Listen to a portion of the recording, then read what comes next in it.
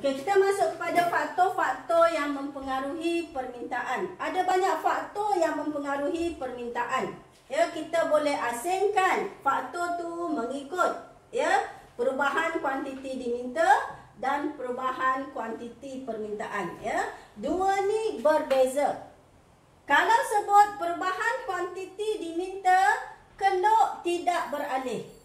Ya, okey, keluk tidak beralih. Kalau sebut perubahan kuantiti permintaan, cuba lihat, ini permintaan, ini diminta. Ya, bila permintaan maksudnya keluk beralih ke kanan atau ke kiri. Okay, kita lihat faktor-faktor yang mempengaruhinya. Okay, muka surat 20, lihat modul masing-masing ya. Okay, perubahan kuantiti diminta. Ya, perubahan kuantiti diminta berpunca daripada harga faktor itu sendiri. Ya, apa maksudnya perubahan kuantiti diminta? Ya, perubahan kuantiti diminta ialah peralihan titik-titik permintaan. Katakan ini titik A. Peralihan titik-titik permintaan di sepanjang keluk permintaan. Sama ada dia turun ke bawah di B atau dia naik ke atas di C. Kenapa titik-titik ni beralih? Puncanya, faktornya adalah disebabkan oleh harga barang itu sendiri. Ya, contohnya buku. Ya, pada harga P0, kuantiti diminta Q0. Ya, kemudian kuantiti permintaannya naik menjadi Q1. Buku ekonomi. Kenapa kuantiti permintaannya naik ke Q1? Ya, beralih ke Q1. Ya, cuba lihat. Dia turun daripada titik A kepada titik B. Ya, puncanya disebabkan oleh harga barang itu sendiri telah turun. Harga turun menyebabkan titik tu beralih ke bawah. Harga naik menyebabkan titik tu beralih ke atas. Keluk permintaan ni langsung tidak beralih. Dia tetap satu. Tidak beralih. Yang beralihnya adalah titik-titik di sepanjang keluk permintaan tadi. So, bila harga P0, kuantitinya adalah Q0. So, bila harga turun, maka apa yang kita nampak? Kuantiti dimintanya naik. So, titik beralih daripada titik A beralih ke titik B. So, ini adalah perubahan kuantiti diminta. Okey, sekarang kita lihat perubahan kuantiti permintaan.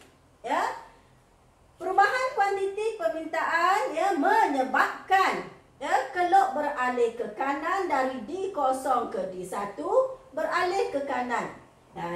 Ataupun dia beralih ke kiri dari D0 ke D2. Dia beralih ke kiri. Kalau keluk beralih ke kanan, itu maksudnya permintaan meningkat. Kalau keluk beralih ke kiri, itu maksudnya permintaan turun. Jadi awak lihat, kalau dia beralih kiri, itu menunjukkan permintaan turun. Kalau beralih ke kanan, itu bermakna permintaan bertambah. Apa sebab atau punca atau faktor yang menyebabkan keluk permintaan ini beralih ke kanan atau ke kiri? Ada banyak faktor. Lihat buku, muka surat 20. Ada banyak faktor. Yang pertama, faktornya adalah pendapatan.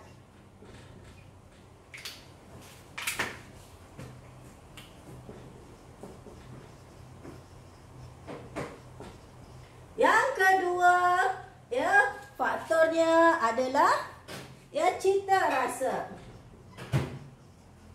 Yang ketiga ialah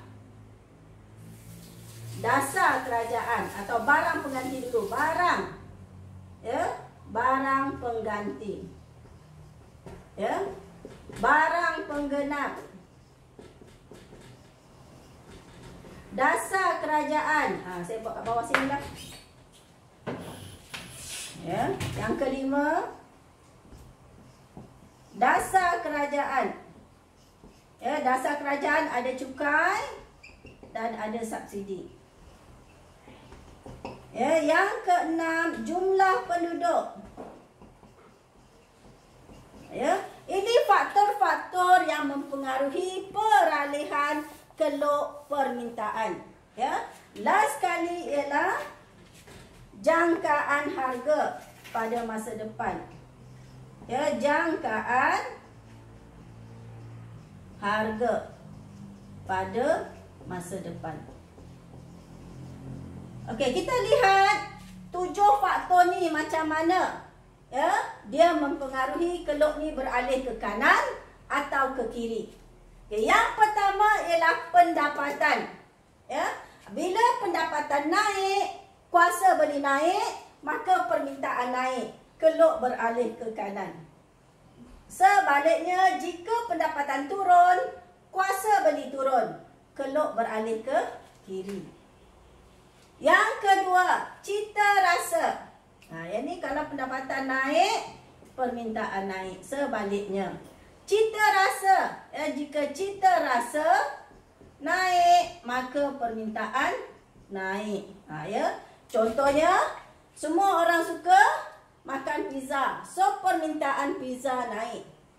Sebaliknya, jika cita rasa turun, maka permintaan turun.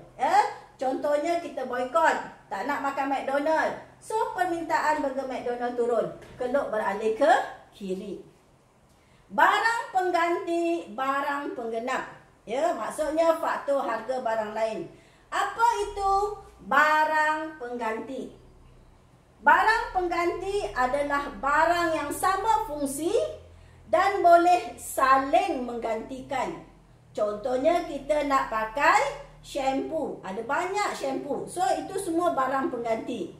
Ya, kita nak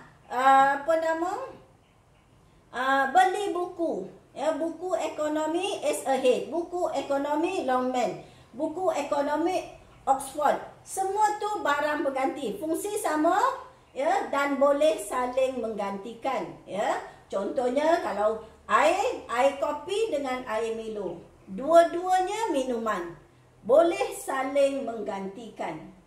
Ya. Kalau keluk ni adalah permintaan air Milo. Ya. So, bila harga kopi turun, ya, harga kopi turun, maka permintaan kopi juga turun. Ya. Saya tak cukup tempat, nanti saya padam sikit. So, bila harga, ya, kopi turun, maka permintaan Milo juga turun. Ya. Sebab apa? Bila harga kopi turun, pengguna merasakan kopi lebih murah daripada Milo. Ya. Jadi pengguna akan menggantikan Milo dengan kopi. Ya, maka permintaan kopi naik, permintaan Milo turun.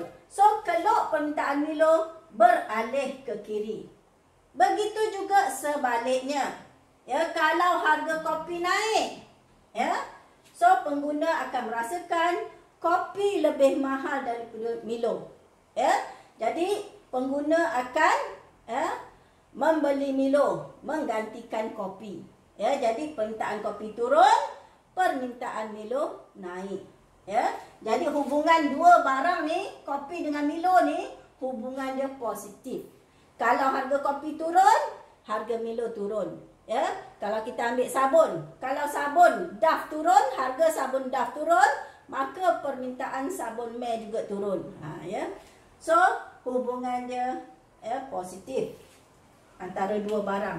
Kita lihat yang keempat, barang penggenap. Apa itu barang penggenap? Barang penggenap ialah barang yang digunakan bersama-sama secara serentak. Contohnya, marker dengan ink dalam dia. Ya, Contohnya kereta dengan petrol yang digunakan bersama-sama secara serentak. Kalau kereta dengan motor itu barang pengganti. Kereta dengan petrol itu barang penggenap. Ya. Contohnya kopi dengan gula. Contohlah. Itu barang penggenap yang digunakan bersama-sama secara serentak. Katakan kita ambil contoh ya kereta dengan petrol. Ya. Ini harga petrol. Contohnya kita nak kaitkan dengan permintaan kereta. Ya. Kalau harga petrol, saya buat P ni petrol. P ni harga petrol turun, ya, maka permintaan petrol naik. Ya, secara tak langsung permintaan kereta juga naik. Ya. Jadi kita lihat ya, hubungannya adalah songsang, ya, harga petrol, permintaan kereta. Kalau harga petrol turun, permintaan kereta naik. Begitu juga sebaliknya. Ya, kalau kita kata kereta ni adalah harga dia. Kalau harga kereta naik, ya, permintaan kereta turun, ya, permintaan petrol juga turun. Ya. So hubungan dia songsang. Okey, kita lihat faktor yang kelima, dasar kerajaan. Dasar kerajaan ada dua, cukai dan subsidi. Dua-dua ni ya boleh saja menyebabkan keluk permintaan beralih ke kanan atau ke kiri, ataupun boleh saja menyebabkan ya perubahan kuantiti diminta sahaja. Ya. Jadi kena tengok betul-betul. Ya, soalan. Ya, itu sebabnya cukai jarang keluar. Ya, yang cukai yang dimaksudkan di sini hanyalah cukai pendapatan. Ya, bukan cukai barang dan sebagainya, cukai pendapatan. Jika kerajaan mengenakan cukai pendapatan, ya, apa yang terjadi? Kerajaan kenakan cukai kepada semua pekerja. Kesannya pendapatan boleh guna kita turun. Ya, bila turun, maka permintaan turun, keluk beralih ke kiri. Sebaliknya, kalau kerajaan mengurangkan cukai pendapatan, permintaan kita naik, keluk beralih ke kanan. Ya. Okey, yang kedua dasar kerajaan ialah subsidi. Tapi subsidi ni dia berkaitan dengan ini. Ya, jadi dasar kerajaan ada banyak. Ya, bukan semestinya subsidi saja. Okey, katakan dasar kerajaan sekarang ni ialah ya kempen vaksin. Contohlah kempen. Ya, untuk mengurangi ya penularan COVID-19. Contohlah, bila kerajaan menggalakkan orang suntik vaksin, maka permintaan orang untuk suntik vaksin akan meningkat. So, keluk permintaan vaksin akan beralih ke kanan. Begitu juga sebaliknya. Ya, kalau ya banyak anti vaksin, maka permintaan vaksin akan turun, keluk beralih ke kiri. Jumlah penduduk, jika jumlah penduduk ramai, permintaan naik, keluk beralih kanan. Jumlah penduduk turun, permintaan turun, keluk beralih ke kiri. Okey, jangkaan harga pada masa depan. Kita jangkakan pada masa depan harga naik atau harga turun. Macam mana dengan permintaan masa kini atau sekarang? Ya, contohnya kereta. Jika harga kereta dijangkakan naik pada masa depan, ya, macam mana dengan permintaan sekarang? Ya, so permintaan sekarang akan meningkat kerana ya rugi beli pada masa depan. Pada masa depan harga naik, so beli sekarang. Jadi keluk permintaan kereta pada masa sekarang ya meningkat, keluk beralih ke kanan. Begitu juga sebaliknya. Ya, kalau harga pada masa depan dijangkakan turun, contohnya harga rumah, pada tahun depan dijangkakan turun disebabkan oleh kemelesetan ekonomi sekarang. So, macam mana dengan permintaan rumah pada masa kini? Maka permintaan rumah pada masa kini turun. Orang tak nak beli sekarang sebab sekarang tengah mahal. Ya, orang akan beli pada masa depan sebab dijangkakan pada masa depan harga turun. Jadi lebih baik beli pada tahun depan. So permintaan rumah pada masa kini turun, kelok beralih ke kiri.